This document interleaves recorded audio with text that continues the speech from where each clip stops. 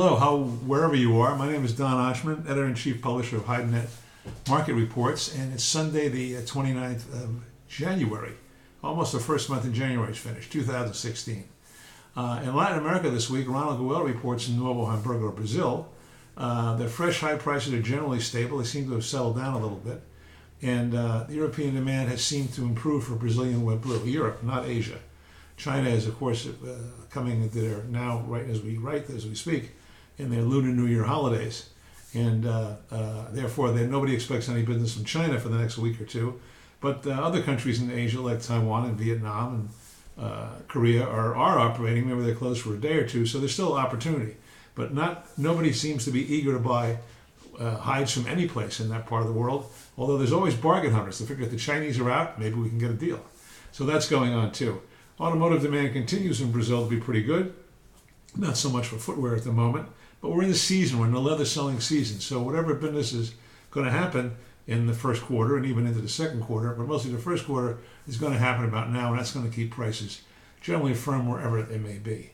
Brazilian TR1 is selling for about $1.25. People are trying to get $1.30. Not so much, not going on, especially at this moment. And of course, the Europeans aren't about to follow, although some of their high prices have come up as well, as we'll see in our European report. Argentina, Paraguay, Uruguay, largely steady and relatively quiet. In Mexico, the peso against the dollar has tanked, thanks to our new president. And the Mexican president also, that's conflict, which is another story. But anyway, that's having an effect on markets too. Currencies always have an effect on markets, as you know. In Europe, Andrew Guolo reports this week that bulls are quiet in the European continent, with stable demand and pretty much steady supply. Cow sector remains firm, with suppliers pushing for higher money. Quality sheepskins seem to be doing okay. That's refreshing news. And the Dutch-Norwegian veal prices have gained, and Australian wet blue is steady. North America this week, prices were generally firm, albeit steady. Well-forward sole producers were able to turn down lower bids, although they were not besieged with bids. Again, all this has a lot to do with the Chinese holidays and other Lunar New Year holidays.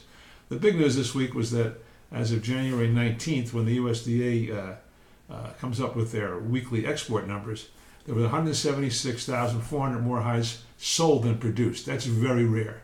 In addition to that, 152,600 hides were shipped more than produced. So, and I think offhand, the kill was about 569,000.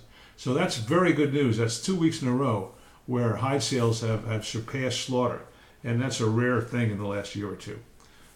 66, 68 pound heavy Texas steers sold in relatively small quantities on an FOB basis of $70 to $72, and 74 and up, which are more prevalent at this time of year, brought 74 to 74.50 FOB.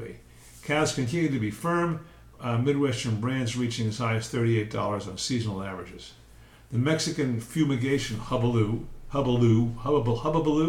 which we talked about in our market reports, where the Mexican government on January 9th said, we're going to, every single load coming in to cross the border from America has to be fumigated, and if it doesn't pass inspection, we could confiscate it, so on and so forth. Well, that seemed to be much to do about nothing, because it turns out one screwworm was found in Florida.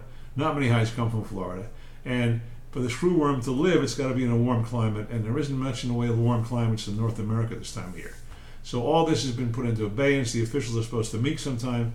When, it's unclear.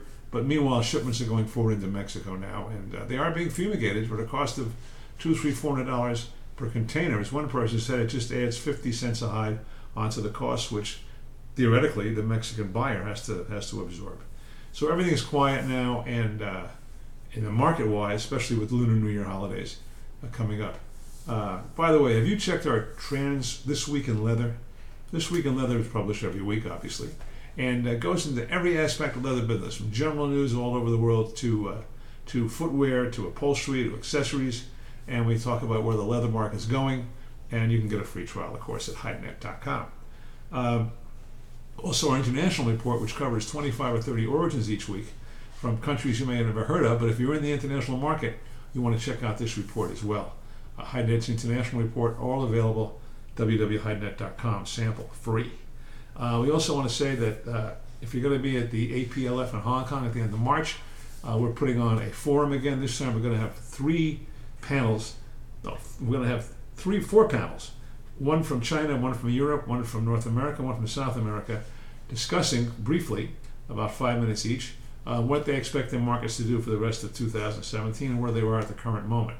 So if you really want to see what's going on from experts in their field, you'll be getting something in the mail, no doubt, an e-blast telling you how to register and come to this forum. And during the APLF is the first day and includes lunch. What a deal.